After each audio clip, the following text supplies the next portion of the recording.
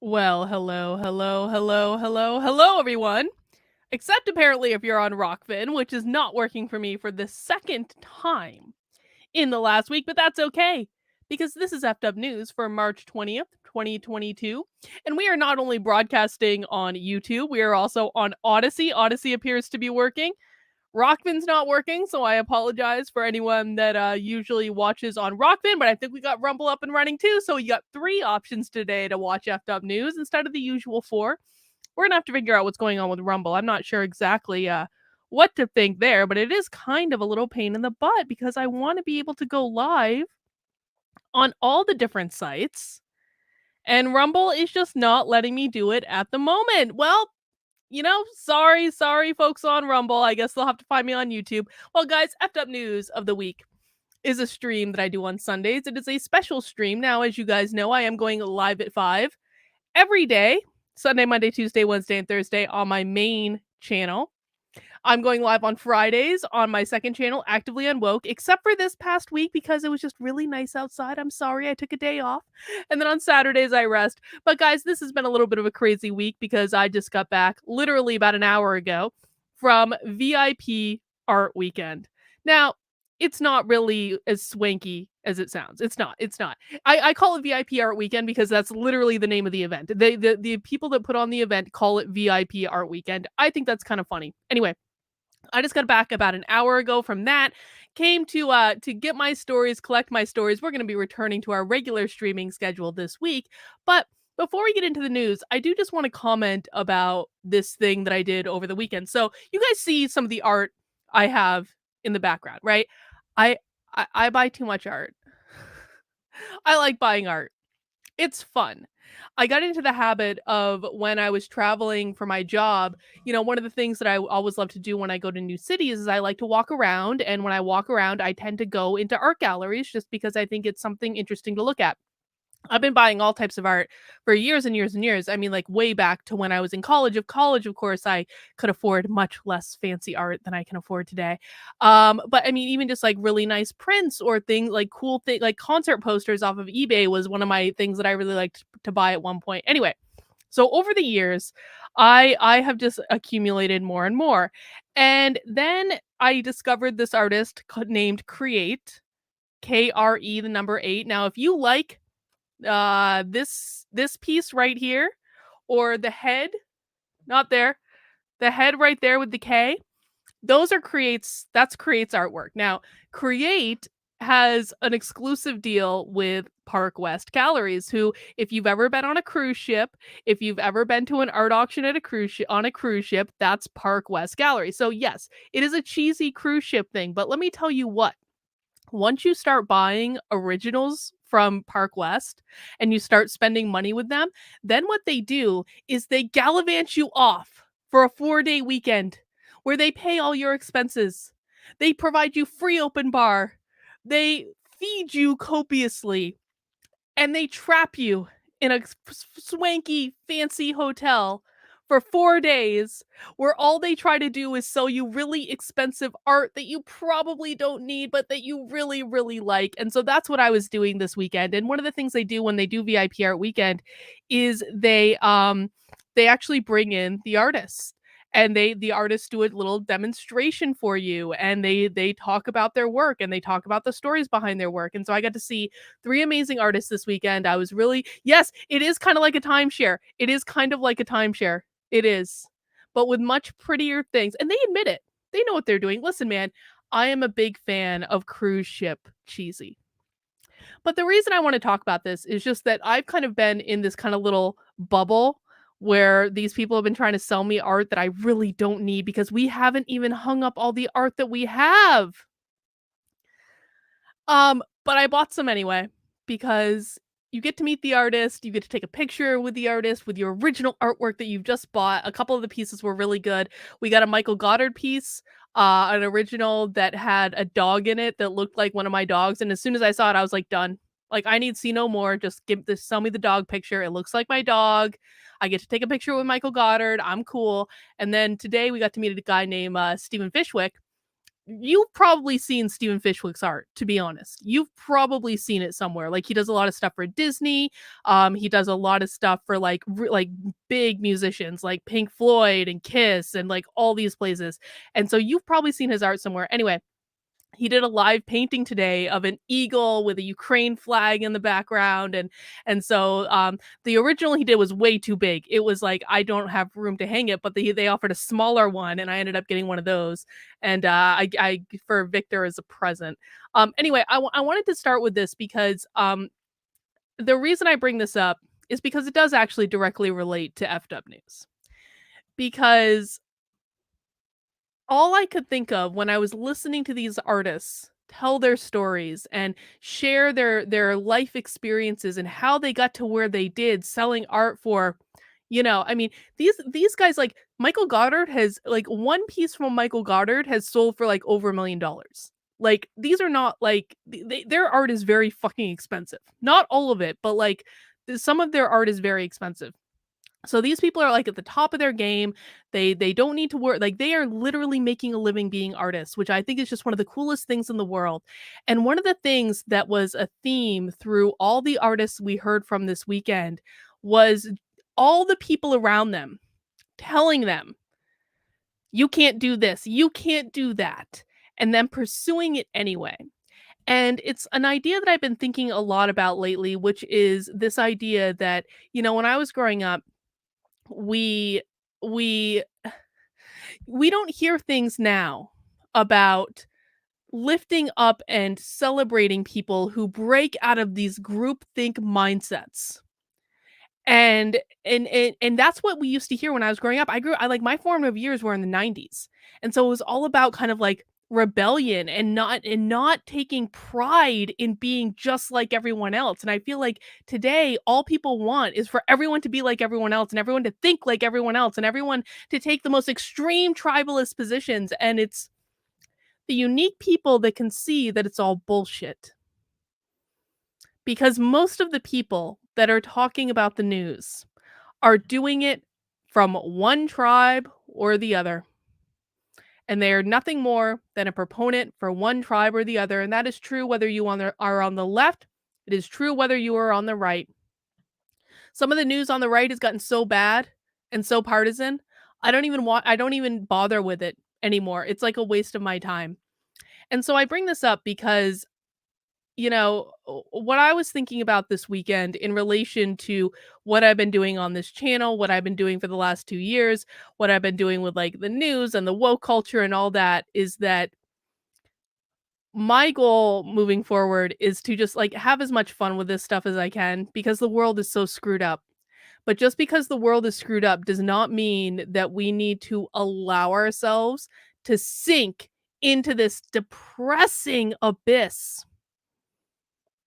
We should make fun of it. We should not strive to be part of either tribe. We should strive to be like who we are. Find out where we fit in. And don't allow these people that are, again, like basically creating propaganda for one side or the other. Don't allow these people who are basically creating propaganda to steal your joy from you.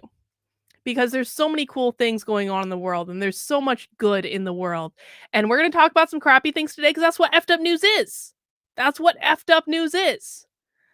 But, I think one of the things that was made very clear to me is that about this weekend, and it's something I'd been thinking about in general too, is that just because you are surrounded by people who are trying to tell you how bad the world is, and just because you are surrounded by people who are trying to tell you that you'll never be successful and that you're a horrible person and that your ideas suck and all that, and I had to say, like, I generally hear on the internet how horrible of a person I am, significantly more than I hear positive things. It's all bullshit. It's all projection, and we have no obligation to buy into anyone else's version of reality.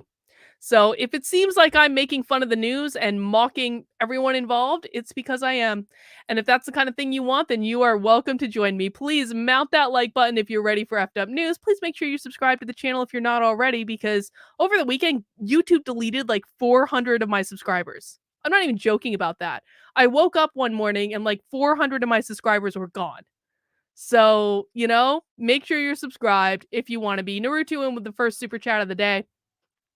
You aren't live on Rockfin or Rumble. You said Rockfin first, but then you kept no, I am live on Rumble, I believe. I should be live on Rumble. Rockfin just for some reason isn't working. So I'm not live on Rockfin. I am live on Rumble. I am live on Odyssey. And most important, if you are on Odyssey, please make sure, well, they can't hear me. But Odyssey, you're going to have to refresh. Oh, Odyssey says it's not live either. Huh.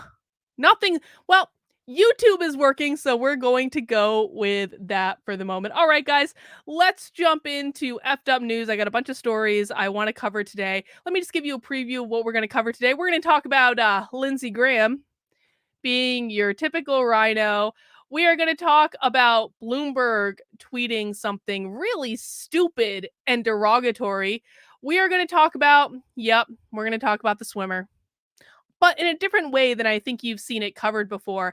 And I'm going to read you an amazing thread, an unbelievable thread that showed up on Twitter from an employee in big tech who is telling us what it's really like to work in Silicon Valley right now. It is an amazing thread. We're going to save that for our grand finale.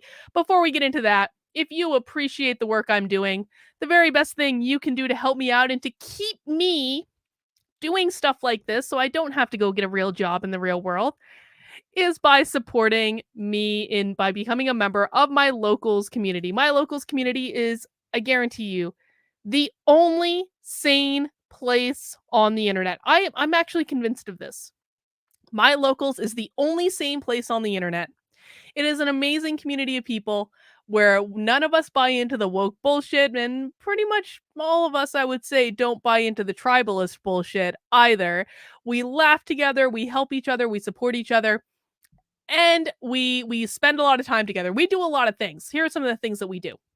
We do 2 community Zoom calls every single week. We do them on Mondays at 7 p.m. We do them on Wednesdays at noon. Community Zoom calls can last up to 4 hours long, sometimes even a little longer, and people can come in and talk about whatever they want to talk about. It is not recorded at all. It is a completely safe space where we can just speak our minds without fear of being judged or ostracized or canceled or any of that. It is one of the best parts of the community. If you're in my locals and you have not yet been to a community Zoom call, I highly recommend you do. You're just going to love it. I promise you.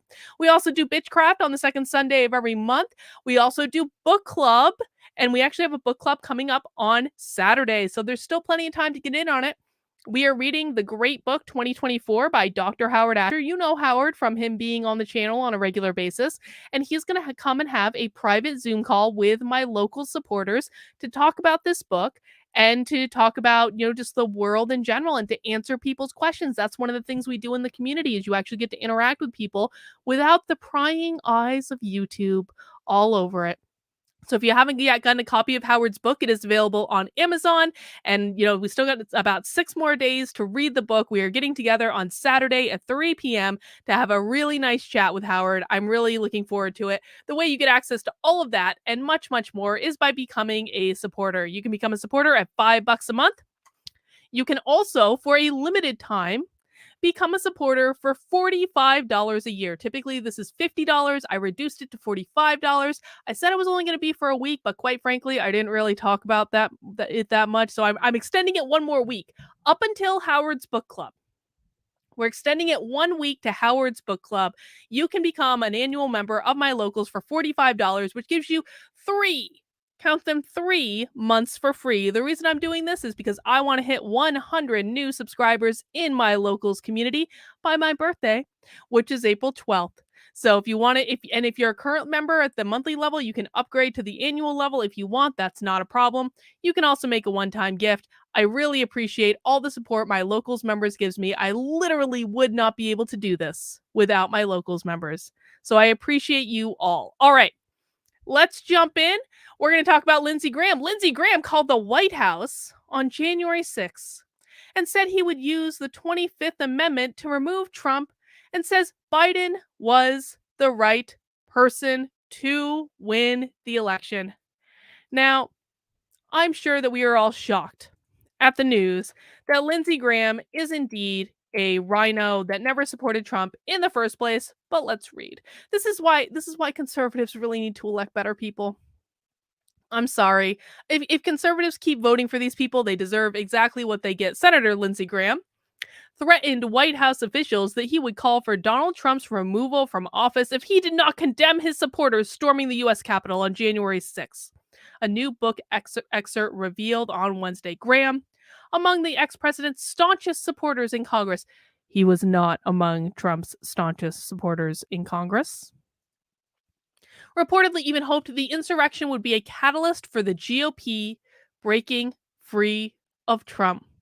He expressed that then President-elect Joe Biden was the right person to lead the country amid the political turmoil following the 2020 presidential election, according to the forthcoming book, This Will Not Pass: Trump, Biden, and the Battle for America's Future.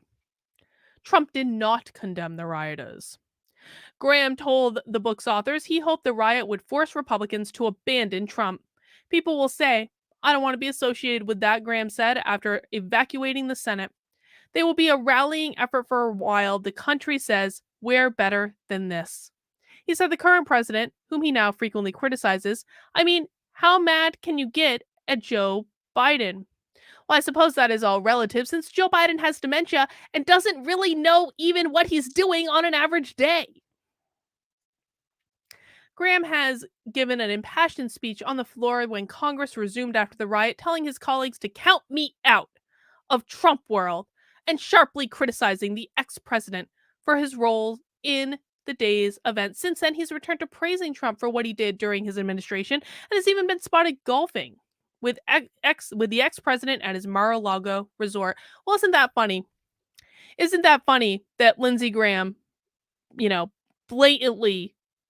blatantly stabbed Trump in the back after January 6th, and then immediately saw the poll numbers among Republicans, particularly at CPAC, which said that everyone still considered Trump to be the head of the party, and ran right back into his open arms because Lindsey Graham doesn't really care about Trump. He doesn't not care about Trump. He doesn't care about Biden either. He only cares about maintaining his position, especially as we might be heading into a worldwide conflict so he can rake in those warmongering dollars. He even called for the Democrat to be impeached over the U.S. Good. And this we agree with Lindsey Graham. Biden should be impeached over the Afghanistan stuff. But the senator's relationship with Trump has been rocky at best. The former president has not hesitated to lash out at Graham as a rhino whenever their opinions differ. I'm sure we're all shocked at that. But also,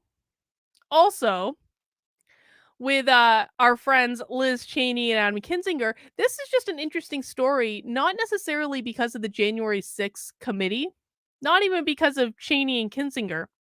This is an interesting story because of Salesforce. Does anyone actually use Salesforce? Okay, don't answer in the chat if you're going to dox yourself or something. But does anyone... Oh, shoot. I didn't mean to click off that X. No, come back. Okay. Does anyone actually use Salesforce? Just as I've used Salesforce in the past. I don't right now. But I'll tell you what, I'm never going to use Salesforce again. Absolutely not. And I'm going to tell you why. They're about to give a whole bunch of data to the January 6th committee. The Republican National Committee is suing its own email vendor, Salesforce. Why? Side note. Why was the RNC using Salesforce as an email vendor? I think pretty much everyone could have advised them against that. That was a really bad idea. They're suing their own email vendor, Salesforce, in a last-ditch effort to stop it from turning over extensive internal data to the January 6th Select Committee, Axios has learned. The RNC is seeking an emergency injunction to block the software giant from complying with the subpoena from the panel investigating the Capitol riot by a 10 a.m. on Wednesday ET deadline. Kurt says, I don't even know what Salesforce is. Salesforce is one of the largest tech companies in the world. They're so large and so successful that they built their own building in the middle of San Francisco that looks like, I kid you not, a giant dick.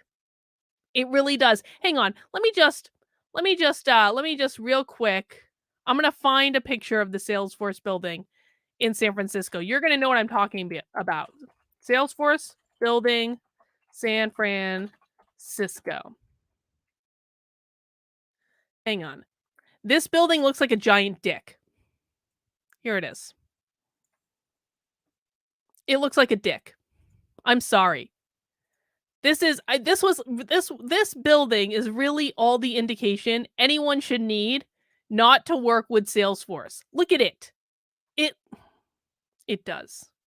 I know that's not yeah, exactly. I know that's not pertinent to the story, but if you ever go to San Francisco and the last time I was in San Francisco, I had this, I mean, honestly, a beautiful hotel room with a giant balcony overlooking the skyline in the bay and was gorgeous. And in the middle of that skyline was the dick building of Salesforce. It is so ugly. No, Julius, all buildings do not look like dicks. No, that is untrue.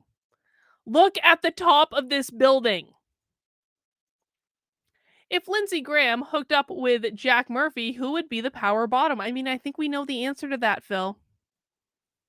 I think that might be a great no, don't ask that question of Joshua on Tuesday. Oh, I guess they are harnessing big dick energy. I guess they are. Anyhow, let's go back. Oh, no, I just clicked off the article. Oh no, oh no, oh shit. I just clicked off the article. Hang on. Hang on, stand by. I can pull it back up. All that I was flustered. I was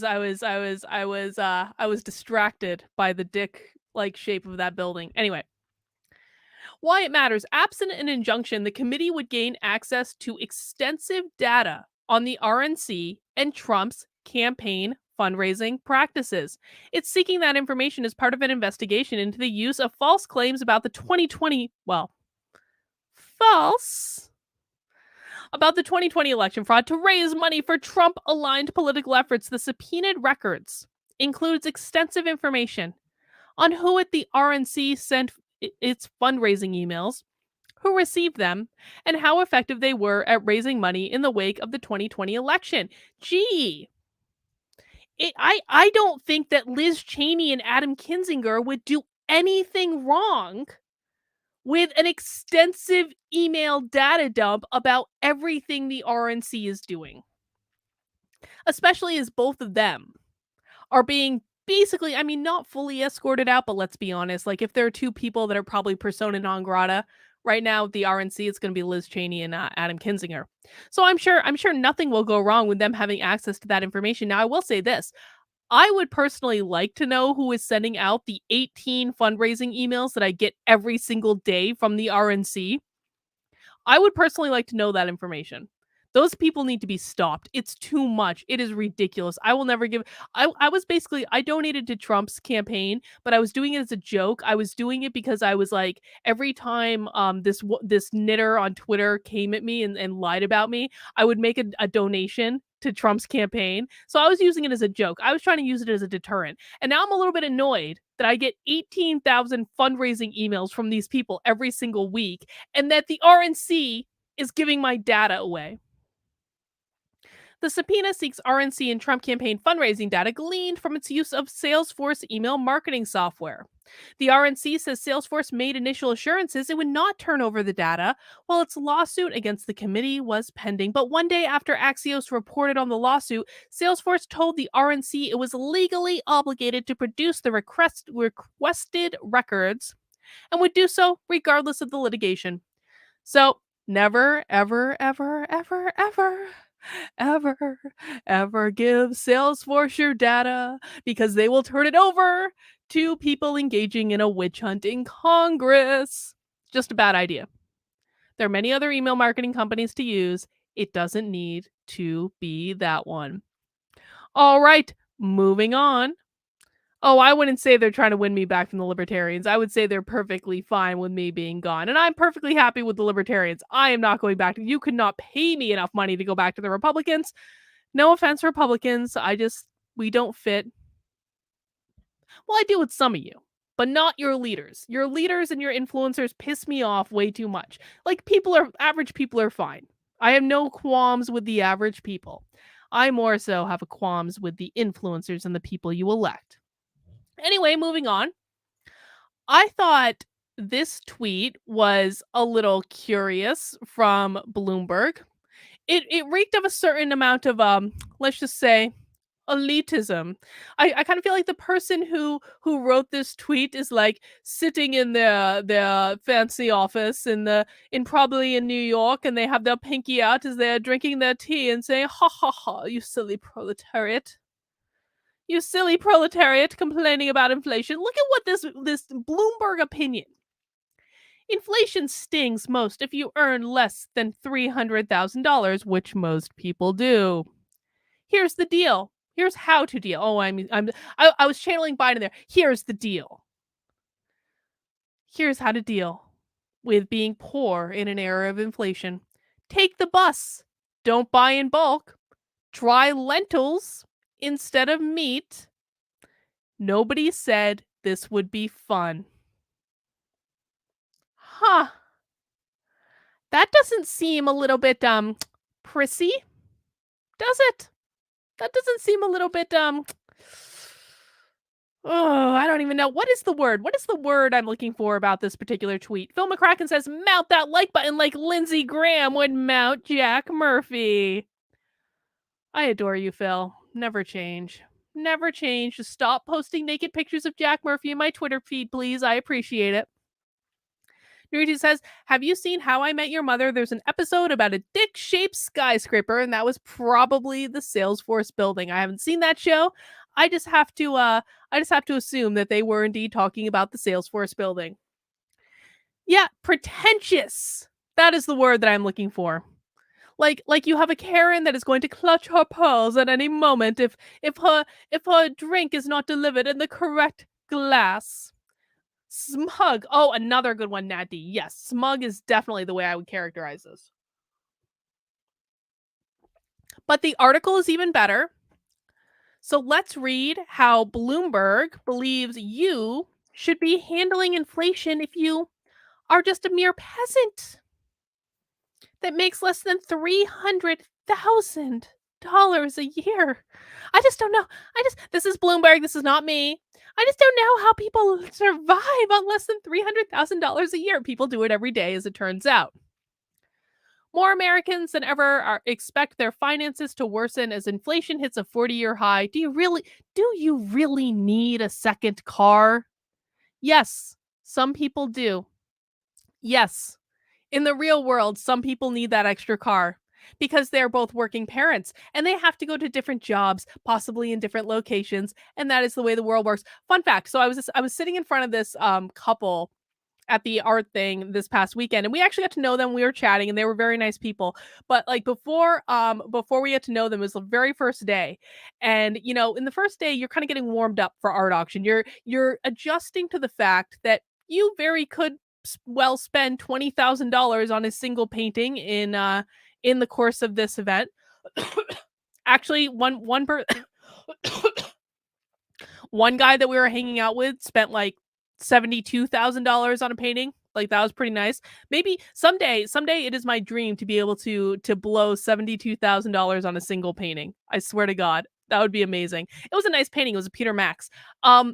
But so we were sitting in front of this couple, very, very, very nice people, and the wife is complaining, and she's trying to do numbers. She's like, "How much can I spend on art this week?" And she's doing numbers, and she starts going to her husband. She's like, "All my bills are going up. My water bill is going up. My gas bill is going up." And the husband turns to her and says, "I shit you not," like totally deadpan. He was like, "Yeah, well, you know who you can blame for that? It's your mother who voted for Joe Biden." It was the best. All right, let's read this article.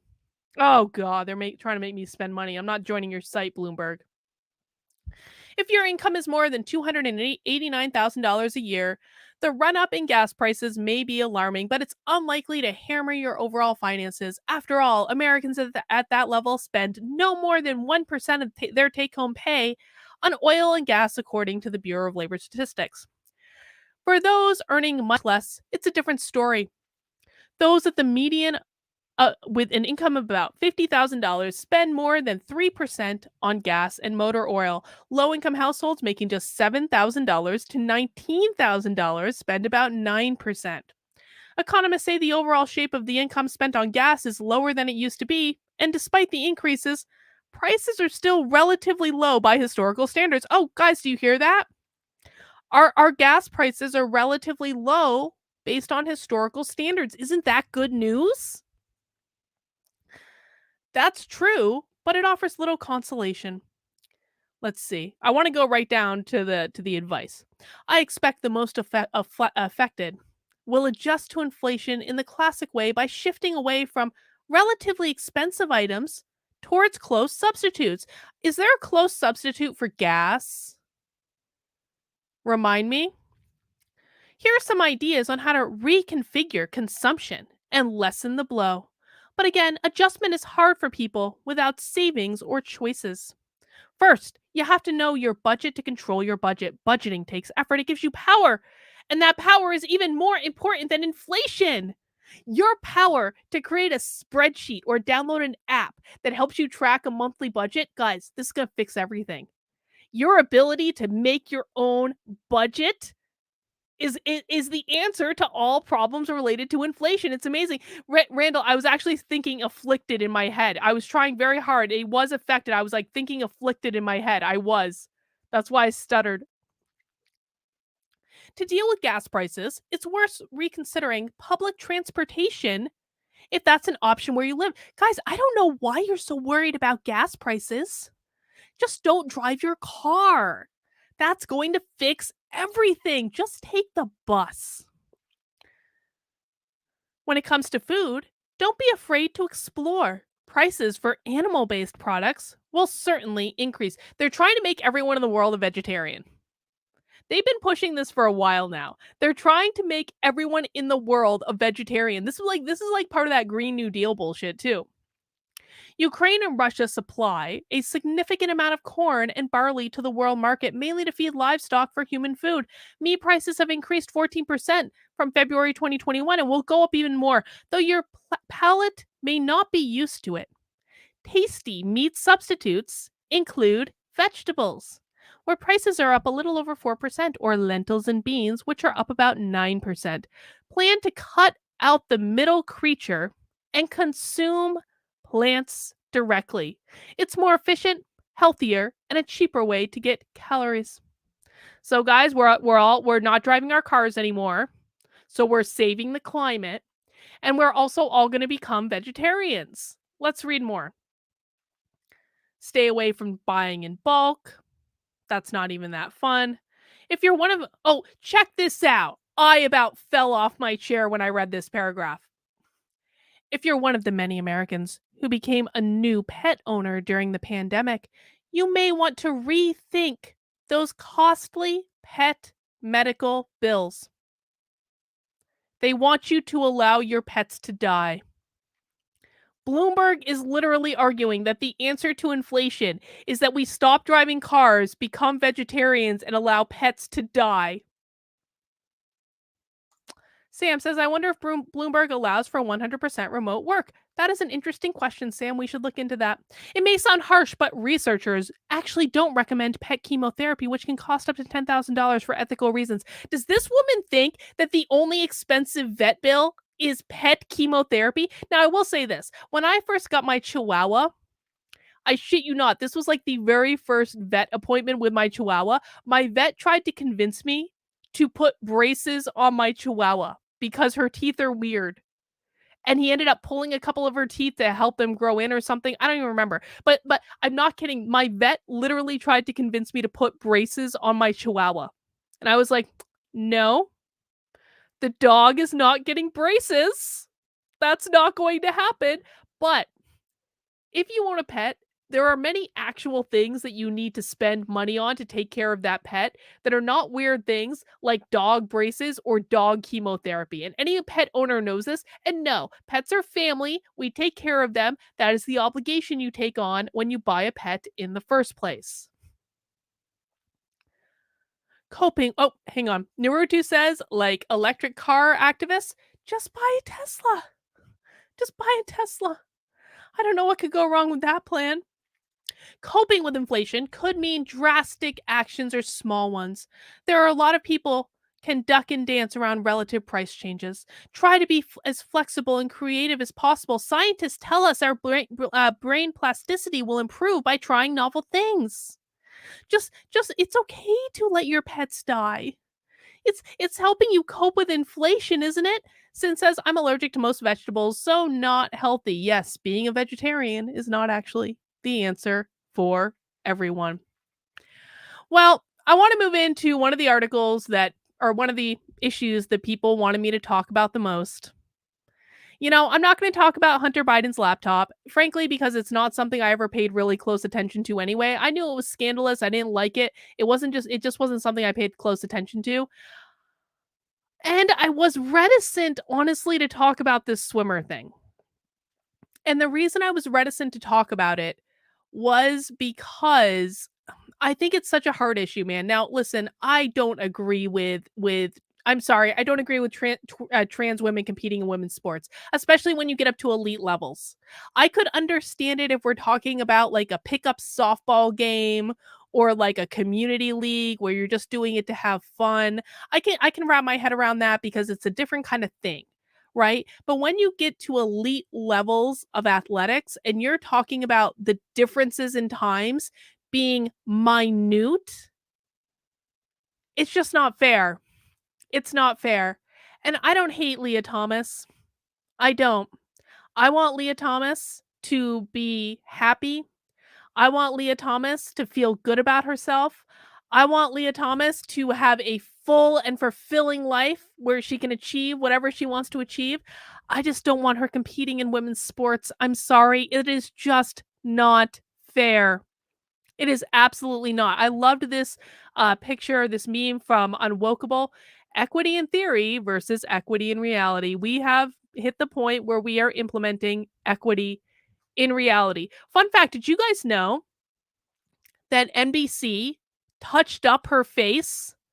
NBC, when they aired this story about her winning the NCAA national championship, they airbrushed her face to make her look more feminine. This is the actual photo when she won. This is what appeared on NBC. They airbrushed the living hell out of this person's face to make them look more feminine. But this picture right here, this is the one that really got me.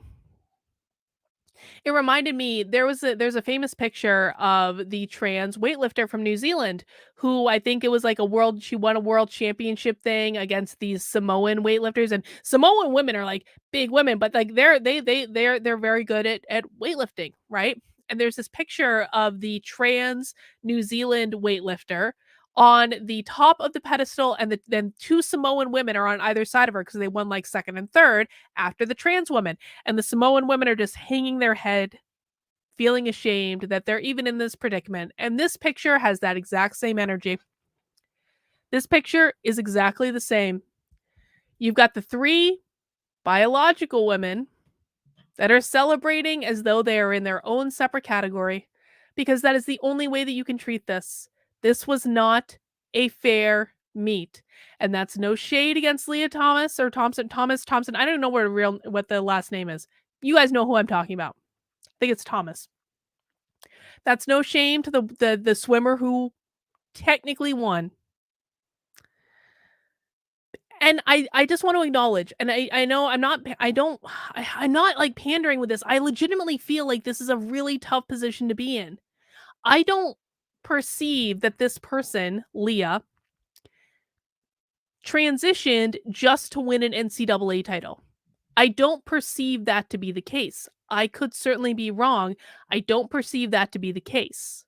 My perception is this was a genuine transition for her to live how she wants to live, and then being stuck in this position of like, if I want to swim, I need to do it on the girls' team. It can't be an easy thing to be in. It cannot be an easy position. But it's still not effing fair. And people have got to start calling it out and saying it's not fair. And that's exactly what the second place winner did. That is exactly and precisely what the woman who won second place, this one right here, I believe, did. Wow, Virginia Tech swimmer Rekha, I don't know how to pronounce that, says her final spot was stolen from her by Leah Thomas because of the NCAA's decision to let someone who is not a biological female compete. How much bravery must it have taken for this woman to write this open letter? We're going to read this open letter and we're going to talk about why I think this is an incredibly brave act. I just want to take this super chat from Aaron. Buying in bulk is cheaper and more eco-friendly. You pay more upfront and get less packaging. I go weeks without going to the grocery store. I agree. Phil says, no more naked pics, I promise. I'm just saying, Phil, I don't mind saucy pics. I just don't want to see Jack Murphy's or something inserted up someplace. I just don't want to see it, man. I've seen it. I know what it looks like. I disagree. I'm not gonna use that pronoun. I disagree. But I just because I disagree that I don't think this person transitioned just to win an NCAA title. That is an incredibly stupid and short-sighted thing to do. Just because I don't think that they did it for that reason does not mean that I think it's fair.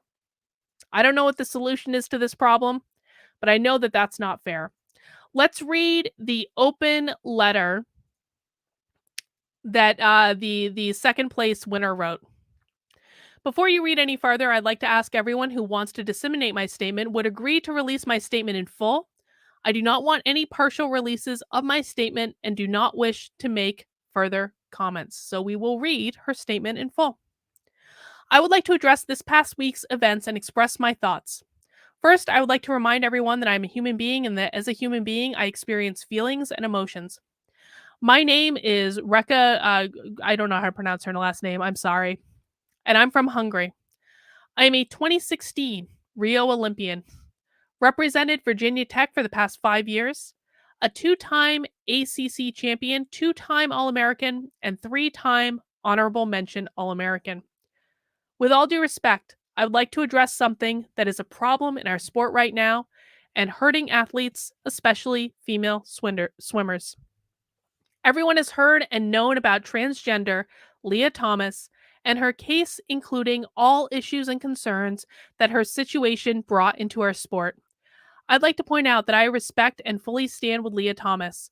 I am convinced that she is no different than me or any other D1 swimmer who has woken up at 5 a.m. her entire life for morning practice. She has sacrificed family vacations and holidays for a competition. She has pushed herself to the limit to be the best athlete she could be. She is doing what she is passionate about and deserves that right. On the other hand, I would like to critique the NCAA rules that allowed her to compete against us, who are biologically women. I'm writing this letter right now in hopes the NCAA will open their eyes and change the rules in the future. It doesn't promote our sport in a good way, and I think it is disrespectful against the biologically female swimmers who are competing in the NCAA. I swam the 500 free at NCAA on March 17th, 2022, where I got 17th, which means I didn't make it back to the finals and was the first alternate. I'm a 5th-year senior. Oh, I thought she was the second. Sorry, I thought she was the second place finisher. She was not. Sorry, thought she was second place. She was not. But still, nonetheless. I'm a 5th-year senior. I have been the top 16 and top 18, or in the top 8 before, and I knew how much privilege it is to make the finals at a meet this big. This is my last college meet ever, and I feel frustrated. It feels like the final spot was taken away from me because the NCAA's decision to let someone who is not a biological female compete. I see. So she wasn't included in the finals because Leah Thomas was. Got it. I know you could say that I had the opportunity to swim faster and make the top 16, but this situation makes it a bit different, and I can't help but be angry or sad. It hurts me and other women in the pool. One spot was taken away from the girl who got 9th in the 500 free and didn't make it back to a final, preventing her from being an All-American. Every event that transgender athletes compete in, one spot was taken away from biological females throughout the meet. The NCAA knew what was coming this past week. They knew opinions and minds will be divided and chose to do nothing. This week has been more about reporters, media, and division in our sport than things like 2 women going under 21 seconds in the 50 freestyle, 3 women going under 50 seconds in the 100 butterfly, and the first woman in history to go under 48 seconds in the 100 backstroke. Thursday was not an athlete's fault. It was the result of the NCAA and their lack of interest in protecting their athletes. I ask that the NCAA take time to think about all the other biological women in swimming, try to think about how they would feel if they were in their shoes, make the right changes to our sport for a better future in swimming. And then this thread from Mary, who is a reporter for the Daily Wire. While Virginia Tech swimmer says her final spot was stolen from her by Leah Thomas because of the NCAA's decision to let someone compete who is not a biological female. Pretty sure this is the first swimmer from the NCAA Women's Championships to personally speak out against biological males in women's sports. I do think that this is a really, really, really brave thing to do. This person's going to get a whole bunch of backlash, and I hope they're prepared for it, and I hope they have a good support system. And they're going to get backlash for telling the truth. There's nothing wrong with that letter. There's nothing transphobic in that letter. And it is something that every single woman should be standing up and saying. Now, I'm going to say this too. I do not think that you advance the argument by insisting on calling Leah Thomas a man. I do not think you advance the argument by talking about her dick. I do not think you advance the argument by refusing to use the pronouns that she wants to be referred to as. Because again, as I've said a million times, if you want basic respect and courtesy, you have to show it to other people. And if you are refusing to show basic respect and courtesy, then do not expect anyone to show it to you. But I do think the whole situation is very sad, and I think it should be argued on a much more logical level of this is not fair to women who grew up and went through female puberty. It is not fair to have to compete against someone who went through male puberty, whose bodies are fundamentally different. It is going to destroy women's sports. It is going to take scholarship opportunities away from women. All of these arguments are so much better than she's a man with a dick. I'm not going to call her she, I'm going to call her he. Those arguments are not going to win you any points. And they aren't going to achieve anything. And I fear that we will never get anywhere in this discussion because the right will argue in that method. And women's sports will be destroyed. And it could have been preventable had you focused on better arguments instead of tribalist bullshit. That's, I guess, is my plea to people on the right. Stop being tribal about this. Stop trying to use this to earn political points because you're going to lose. You lose every single time you try to do this. And present a logical, rational argument. Because this is an issue where you could actually get people from the left on your side. You could. You could talk about how this is impacting women. You could talk about how this is impacting female athletes in high school and college. You could talk about the Olympics. You could talk about so many things that aren't, he's a man and I'm not going to call him a woman and he has a dick. Do you guys see the difference? Do you understand the difference? Every single time someone's argument to this issue is, it's just a man, you turn off everyone on the left who could be on your side.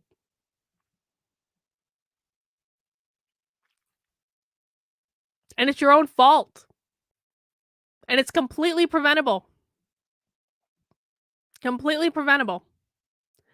So my guess is that this is a sad issue that's going to continue to be a sad issue because the left has already won.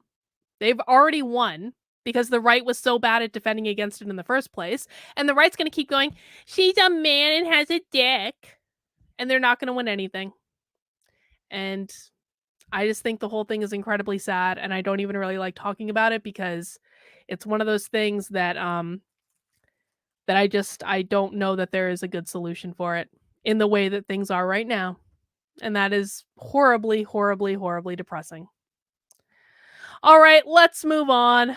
I told you guys I didn't want to talk about this because like these things, like they really do make me depressed. And it's like, it's one of those things that if people were serious, here's the thing. Here's why this makes me depressed.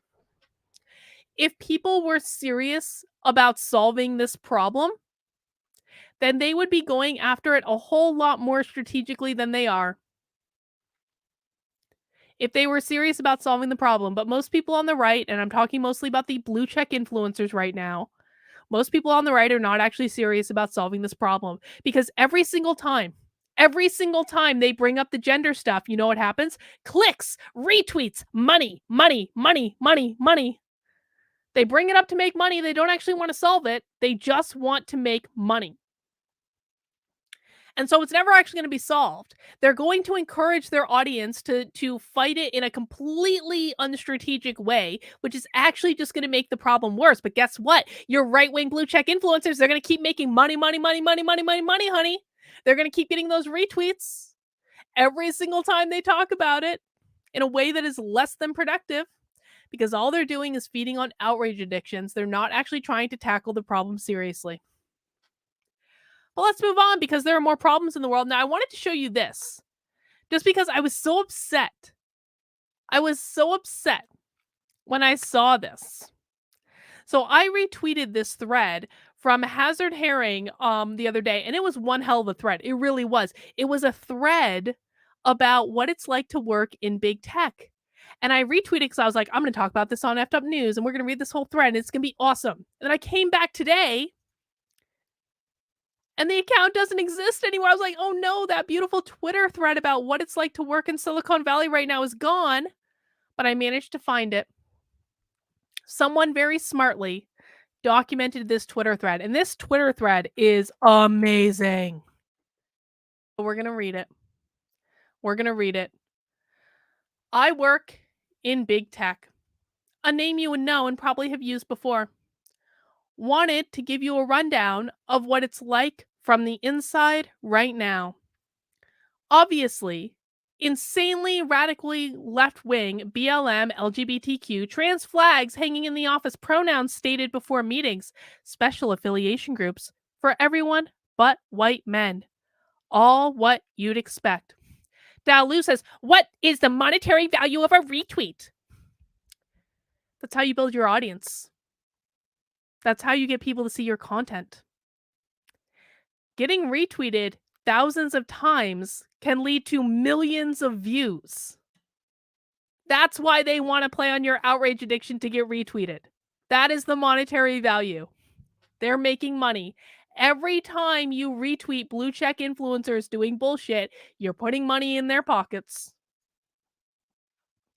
But with COVID and work from home, has a totally broken pipeline. They are fundamentally weak, often no social support outside of work. So now we're talking about people who are working at some of the largest tech companies in the Silicon Valley. This is this person's assessment of these people. They're the people with no children, no spouse, only a dog or cat for emotional support. There's constant talk even now about how hard things are for everyone. Often meetings start with going around the room asking, how is everyone feeling? Literally everyone else went on sad rants about their lives. I'm so mad a white supremacist shot 3 black men in Kenosha. Of course, we all know that didn't actually happen. It's toxic. When it got to me, I said, good.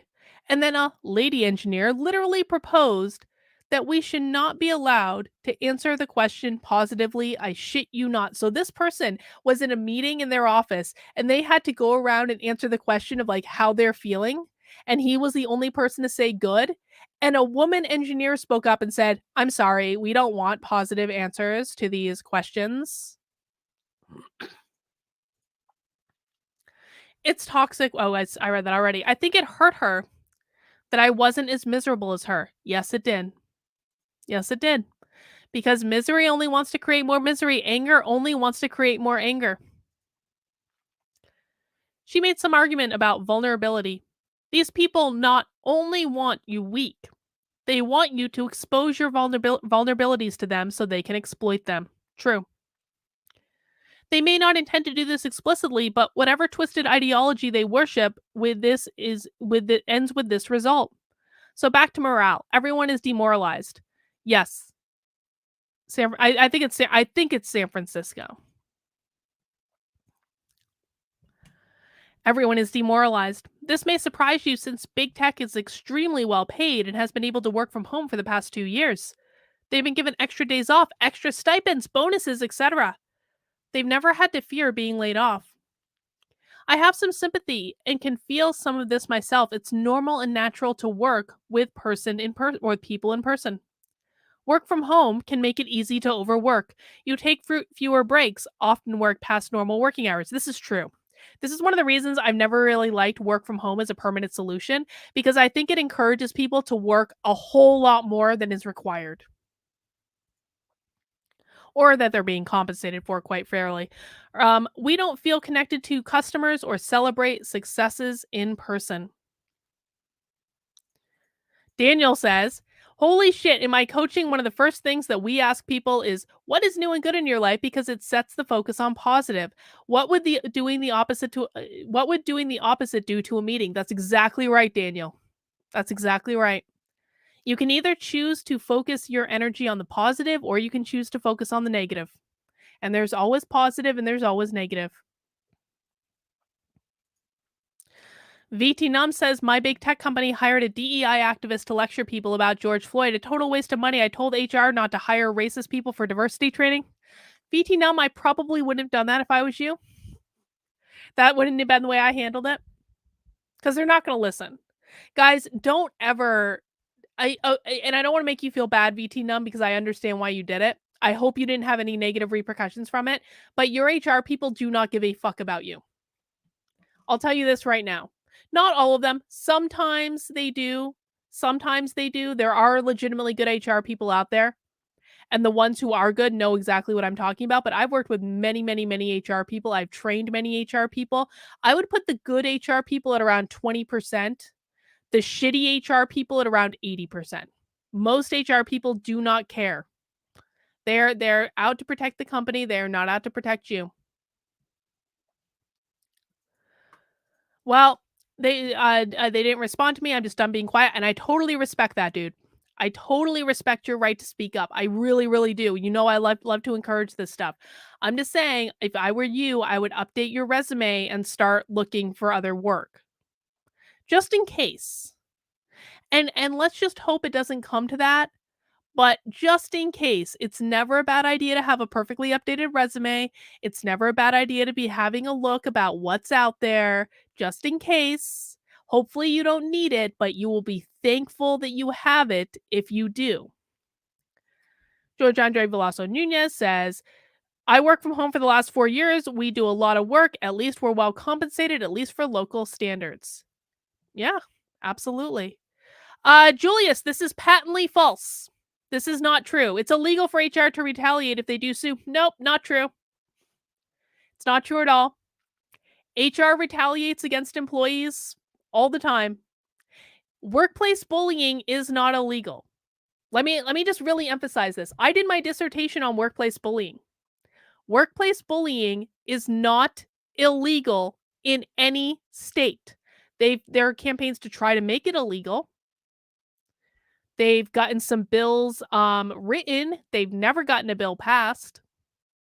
So no, it is not illegal for HR to retaliate against you.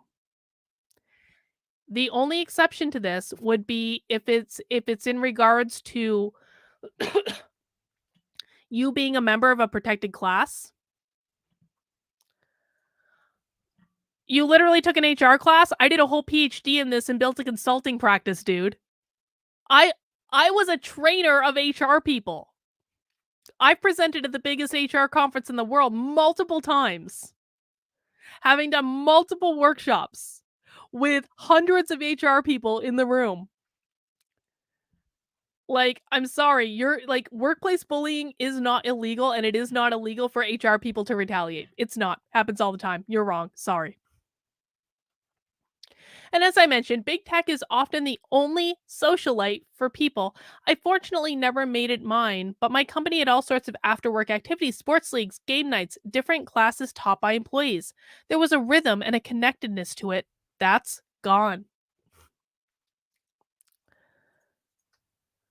Literally Google.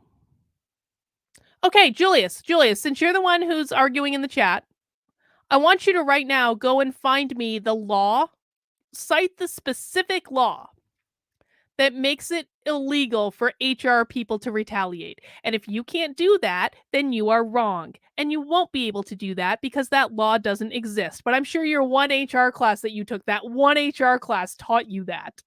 Go do some Googling, dude. Report back. Report back to us. Come in and tell me I don't know what I'm talking about, please. The Great Resignation is real. Many employees are leaving for better jobs. Remote work has so far resulted in more job opportunities for those working in big tech, especially outside of Silicon Valley. And so we backfill those positions or hire new people, all remote. Guys, let me tell you why I am annoyed at people like Julius who say stuff like this. I want to be clear about this, because when people like Julius say stuff like this and are completely and totally wrong, they put inaccurate expectations in people's heads about what they're going to experience. And when you give people really shitty advice like this, that is just really, really wrong, you put those people in danger of acting on your shitty advice. And then those people fail colossally, and it is all your fault, and you wonder why. And I don't like to see that. I do not like to see, especially with workplace stuff, which, is still an area that I do work in, is still an area that I am an expert in. Absolutely. I do not like seeing shitty advice like this given out that creates inaccurate expectations for people. If Julius is right, he can cite a law,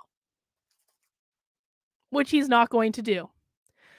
But you don't, like, the very last place that I will allow for people to have shitty advice when I have any say in the matter at all is in regards to workplace issues. And the reason I feel strongly about this is that this is how people pay their mortgage. This is how people put food on their table. It's their paycheck. And so if you are giving really shitty advice around the thing that leads to someone getting paid or not getting paid, and then they take your advice and then they end up losing their job over it and not being able to sue because you gave really shitty advice in the first place, that puts that person up shit creek. It is a completely irresponsible thing to do. And I will not allow it, even if it's just a chat on my channel. I don't care. It's not acceptable. If you are not if you've just taken one single HR class and then you're giving out shitty HR advice, I'm sorry. That is going to put people in danger of making decisions based on your shitty advice. I've seen this happen way, way, way, way, way too much. And it's not fair. You don't screw with people's lives like this, man. You have to take more responsibility. Anyway, so the Great Resignation is real. Lots of people are leaving their jobs in Silicon Valley. So we backfill these positions or hire new people all remote. This is like incredible.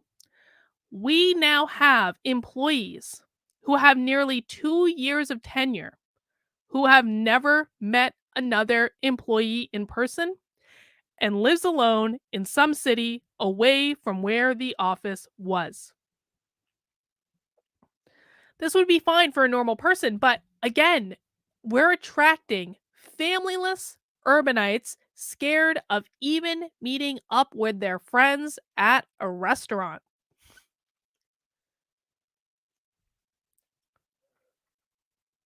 The churn in jobs also has a major effect of constantly dealing with the overhead of reassigning projects from people leaving and onboarding new people. The new employees don't get enough attention to succeed. I'll tell you this, management in pretty much every company that I've looked at in the last 2 years, boo! And when I say management, what I mean is, so I actually teach an entire course on how to manage people. It's a really good fucking course. I haven't taught it in a while. I probably should again. There is no possible way that you found the law in this amount of time. So, Julius, unless you are going to cite a specific law, I'm going to block you next time you chat in something that is unrelated to a specific law. You want to argue this case, dude? I want a specific law. I want the law and the actual text of the actual law that you claim prevents HR from retaliating, because you are wrong. You can get blocked next time you want to chat in anything other than a specific law. That's my position on it.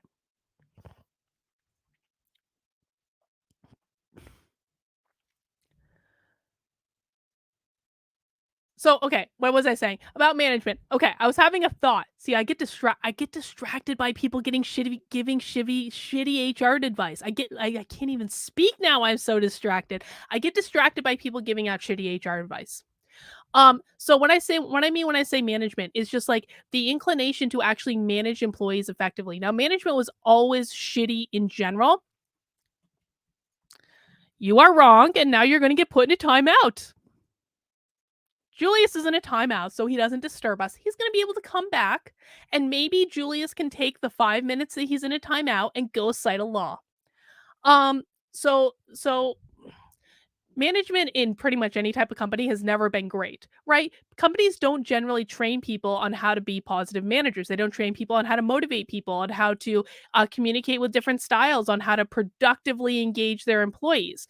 And so when they actually get that type of training, they can do really well. But that type of training doesn't usually happen. Now, in 2020, most workplaces stopped doing any type of management training because they took their management training pool and they put it into, you guessed it, fucking diversity training. They put it into diversity training. And so I've seen over the last 2 years, this is why I don't actually do a lot of this training right now, not because it's not needed, but because it's like banging my head against the damn wall. I would rather sit back and run employee engagement assessments for a while. Like I'm cool doing like assessment stuff where I don't actually have to interact with people, but like doing manager training right now is like the most mind-numbing thing in the world because most organizations, because of this work from home bullshit, have gotten so bad with how they treat their employees. It is almost impossible to turn a lot of this stuff around. And these things don't actually have ramifications just now. It is a long game to see the results of what's going to happen. But mark my words, in like, you think the great resignation is real now in big tech? Give it a couple more years. Give it a couple more years, and we're going to really see a lot of people quitting. We're going to see a lot of people a lot more angry than they are now. We're going to see companies starting to lose a lot of productivity because at least 30% of your productivity is directly related to how happy your employees are and how engaged they are, not only with the company, but also with each other. We're going to start seeing a lot of tech companies, boo, but what's going to happen is they're not going to make the association that it's because of how they're treating their people. Anyway, I'm going to get off my soapbox now. Let's read the rest of this thread. New employees don't get enough attention to succeed. And the employees that stay end up with a load of work dumped by the former coworkers, plus the responsibility of onboarding new ones. There are many software engineers who have not written a single line of code in the past year. While the woke agitation has slowed due to the productive employees' ability to simply log off, in addition to the tiredness of the agitators, there is more and more open rebellion regarding pay and profits.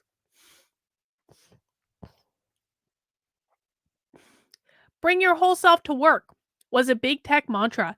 Tell people about your cool hobbies, share your politics, if you're far left only, share your sex life. This, plus the feeling of distance an online only presence creates, has made people braver in speaking their thoughts. You used to have the balls to knock on the you used to have balls to knock on the CEO's door or schedule a meeting. Now you can fire off a nasty Slack message straight to her. People will openly write threads and comments throughout Slack, bad-mouthing the higher-ups at a company, and they do nothing. If this is going on at your company, you need to GTFO. I'm not kidding, man. Listen, I am not in favor of creating a culture in which you can never criticize your leadership. You should be able to criticize leadership, absolutely. But doing it on Slack constantly, and I am sure it is constant criticism, is not productive for anyone. It doesn't actually lead to problems being solved. All it does is undermine the leadership of the company for everyone else who is paying attention to those Slack messages. And like it or not, we do need people in leadership positions. Most people will not feel comfortable working at a company where there's no one in a leadership position.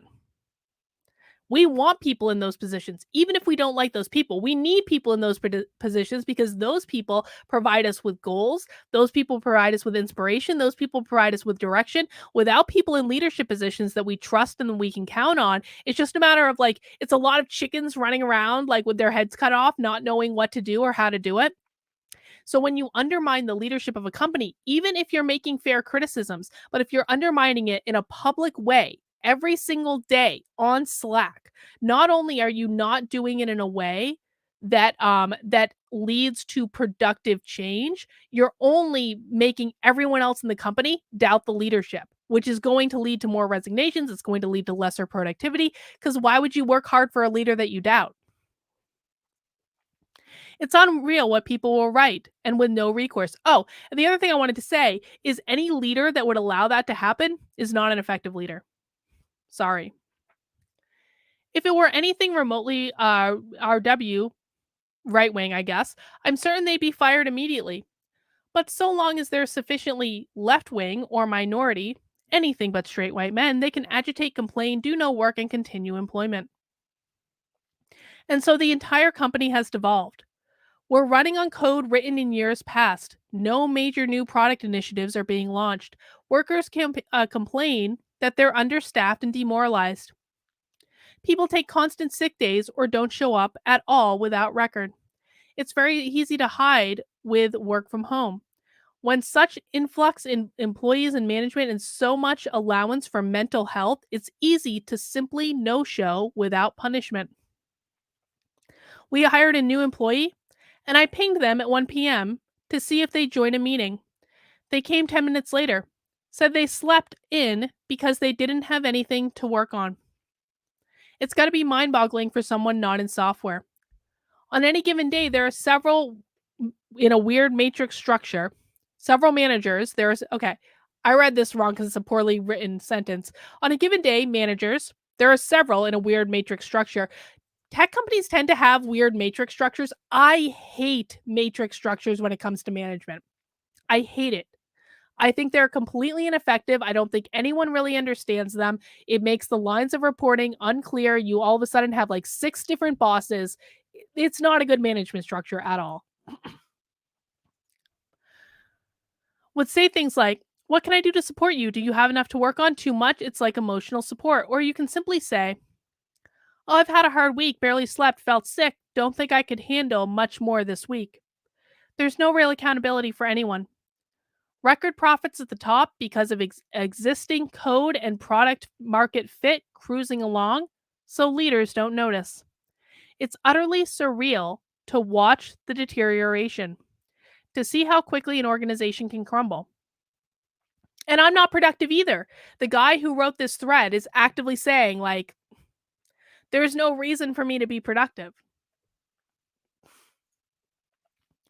I'm constantly bombarded with anti-white. As a reminder, we don't say anti-white on this channel. I'm just making an exception. Anti-male, woke propaganda. We've even had explicit discussions of assigning less work to underrepresented minorities because life is really hard for them right now. This suggestion was from a lesbian white woman with cats.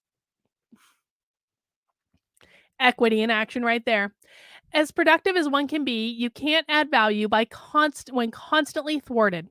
Nobody in IT is doing tickets anymore to provision things for you. Large bureaucracy to gatekeep any actions needs a review by X number of committees, now including a DEI committee. It's hard to feel unproductive. I'm not the type who feels great about getting paid not to not work, but that's essentially what I've been doing for the last year.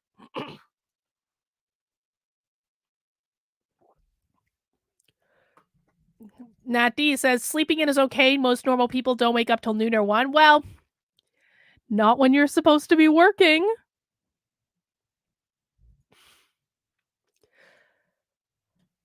The problem is the worst in big tech. So if Facebook, Twitter, YouTube, Amazon Prime, or Netflix go down, the world will probably be better off. It's not essential. I worry about this apathy spreading into companies that matter, ones that write software for utilities. We had a woman who worked for us who was awful at her job, could not understand instructions at all, could not do the job, barely spoke English. She wasn't just not productive, she actually dragged the team down.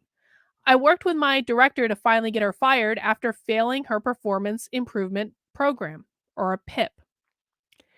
HR told us they can't fire her because she's Asian and female, and in California, that it's simply too hard. This is actually true. California employment laws are absurd. They really are.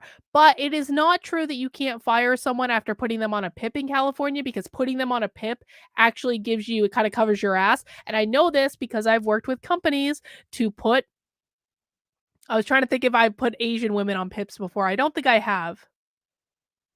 Well, maybe there was one. Maybe there was one. There was no. There was at least two Asian women that I directly worked with companies to put those Asian women on PIPs because they weren't doing their fucking jobs, and they ended up getting fired. So, and those were in California. So yes, it can happen. That's bullshit. But California employment laws are legitimately like next level bad. That was over 5 years ago. You have a certain fire in your 20s ready to reform and change everything. You get noticed when you perform, promoted, bonuses, etc. But eventually you keep hitting the same problems or gatekeepers over and over. I recall asking my older coworkers, mid 30s at the time, what drove him? And he said he just does it for the paycheck now. I'm at that point. Lost the fire for my career and collecting my paycheck for other purposes in life where the fire has been rekindled. I worked remote for 5 years at a prior job, and this was never the case. That's something special about this combo of remote and your feelings are valid. I know this isn't just my company because I've interviewed it at other tech companies, big tech and unicorns. Awful conduct at interviews. Demoralized employees who showed up late, unprepared, or absolutely do not want to be there. Things my coworkers spend an enormous amount of their day on. Coming up with a clever new Zoom background each day, something Harry Potter or Star Wars likes children. Clever Slack emojis, Reddit-style responses in threads first, and other low-brow irony for lulz. Going to add a few more examples. Our director hired a manager, female minority. He said she's not qualified, but she checks all the boxes. The first order effect is that this is not good for her or her direct reports, but it gets worse. She drove two high-performing engineers straight out of the company and totally demoralized a third. So generally speaking, if you hire one bad apple, that is enough to kill the productivity and motivation of two rock star employees. This is why it's so important to be judicious with this stuff, because it really does make a difference. Employees who were able to switch managers, which overloaded the other managers. Since she had so few direct reports, all new employees were assigned to her and had an awful first experience with the company. Most left soon after. Instead of firing her, the obvious answer, she was moved to another group where she had the same effect. She's still here years later, wreaking havoc. Don't hire unqualified people because of race and gender. I'll say this too. In 2020, I was told directly by multiple CEOs at multiple different companies, although many of them were in California, we're not hiring white men right now. Now, I can't tell you the companies that told me that because they told it to me in confidence while they were paying me to do stuff for them. But I was definitely told that by multiple CEOs. We're not hiring white men right now. That's not legal. Another example, many times wanting to leave the company, but every comparable company has had a diversity panel interview, which is just a matter of gatekeeping ideological purity at these companies. They ask questions like, why is diversity important to you? And what have you done to increase diversity at your company? In one interview, they re-asked me 3 times because they weren't satisfied that I was ideologically pure enough. I value diversity of experience. They were wanting me as a white man to apologize for my sin of being born. People have increasingly been taking mental health days. Sometimes they're using sick days, many times they don't. It's just a free vacation, unaccountable. I have no doubt half the time they are used for one of 3 leading causes of mental illness: anxiety, depression, and leftism. We have or have had policies where interview panels must have at least one woman, resulting in having unqualified interviewers rushed in to meet the quota. Well, I'm gonna push back on this. It's not exactly like rocket science to conduct a job interview. So I'm gonna push back on that idea. Any white man who's in a high up decision making position must have a black, Asian, or minority partner sign off. I've now had messages and friends reached out to say this isn't in just big tech. They're in even manufacturing and hardware. This is becoming the norm. Federal government and big tech are forcing diversity, equity, and inclusion requirements on their suppliers. White men in small town Midwest are having some consultant come into their factory to say, hello, fellow white men, and talk about their privilege. Among social liberals, learning about white privilege reduces sympathy, increases blame, and decreases external attributions for white people struggling with poverty. There's way too much feedback and praise in big tech. Just a big circle jerk of shout outs and meeting, praise for people not doing their jobs. None of this is healthy for self esteem. I think this thread is like pretty amazing, but also not entirely surprising, if we're honest about it. I just wanted to read the whole thing in full because I noticed that it was missing from my Twitter. I was deeply sad about that. I think that this is actually an earlier version of the thread because I know he rewrote it a couple times, but still, it gives us insight into what equity and diversity and all this woke bullshit is doing to these tech companies. And as much as any of us want to rail on tech companies, I think we also do need to acknowledge that these tech companies are actually important. They do actually play a role in our lives. And a lot of people have to work at these tech companies. And for me, I don't think that there is any reason to be miserable in your job every single day. And, but I will also say, like, I've also worked with a lot of these companies. It is extraordinarily hard to get in any information there that is not woke leftist bullshit. It just is. And so I don't know what to do about this problem because if they don't want to change themselves, it ain't gonna change. And maybe it won't change until they all start failing, and then they need to. All right, guys, I've just got one more story, and it is a quick one. And I'm not even gonna read the whole thing, but I do just want to highlight a couple things. This is a thread posted by this Twitter account. It's at nhpilled. It's an amazing thread, and I always like to end on a positive note because we talk about some more fucked up parts of the world. I always like to end on a positive note, and I just want to brag on New Hampshire a little bit because the New Hampshire House has been passing some badass legislation. And listen, if you want to know why New Hampshire, not Florida, is the #1 free state, because we are. We out freedom Florida, okay? It's because Florida's freedom is dependent almost entirely on their governor. Now, in New Hampshire, our governor kind of sucks. Let's just be honest. He's a rhino at best. But the Liberty bills don't actually depend on the governor. They depend on the legislators. They depend on the Liberty Republicans and the Free Staters in the House in New Hampshire. And so even if our governor changes, the legislature will not. And they've been passing an awful lot of amazing bills. I just want to share some with you guys. New Hampshire has a considerable amount of historic pro-liberty bills passed the House this week. Here's a thread of some of the awesome legislation from the House. Gun rights. HB 1178 prohibits state and local law enforcement from enforcing certain federal firearms laws. Let's see. Educational and parental rights. We expanded the education credit eligibility from 300 to 500% of poverty level, making education freedom accounts more accessible to granted staters. They also passed a Parents' Bill of Rights, which allows parents to opt out of sexual and gender and curriculum, direct the moral and religious upbringing of their children, and the right to access and review all school records of their children, and much more.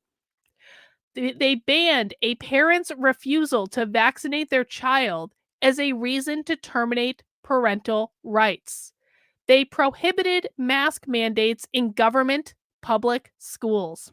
They established requirements for procedures for the adoption of a school district budget cap, making it easier for parents and taxpayers to put budget cap limits to put budget caps to limit reckless spending.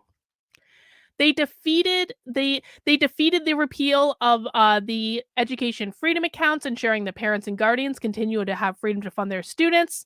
The state they passed a bill for state nullification of federal vaccine mandates. In other words, the state will not assist or collaborate with the federal government to enforce federal vaccine mandates. They legalized that drug with the I that I cannot say because it'll probably get me a YouTube ban. But in New Hampshire, the New Hampshire House, now this still has to go through the Senate, so it's not officially a bill yet, but they legalized the sale of that I sounding horse dewormer by pharmacies. They eliminated licensing requirements for medical technicians.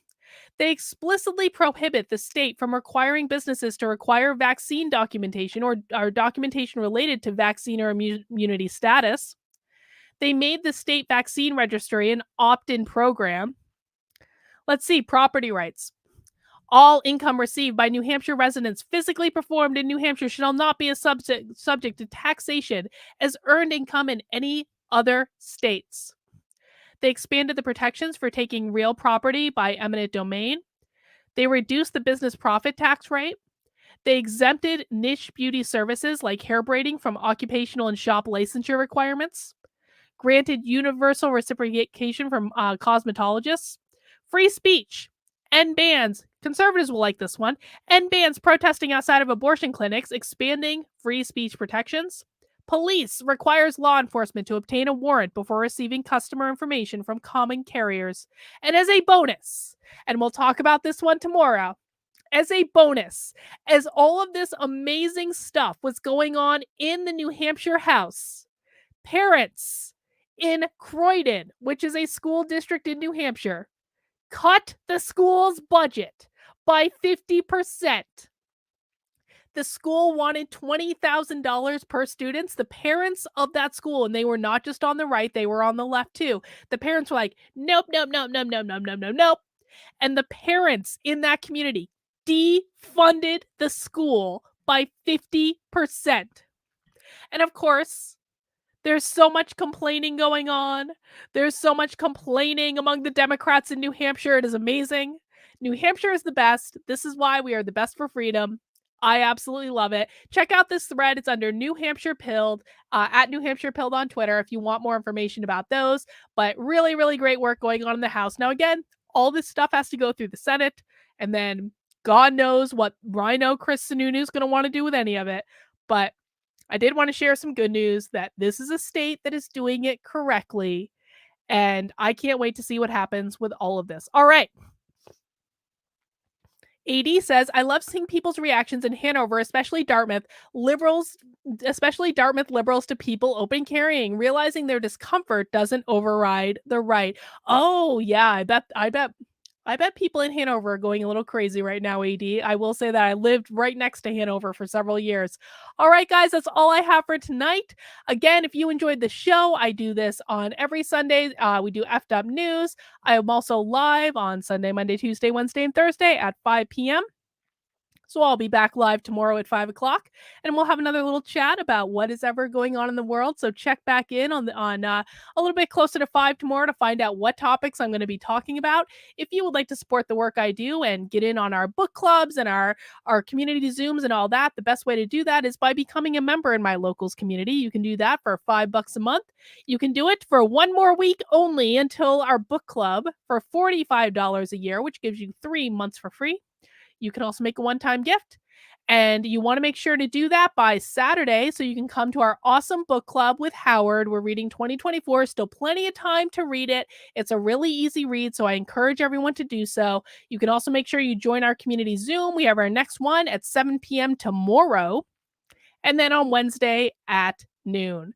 All right, guys, I will see you tomorrow at 5. Take care. Have a great rest of your day.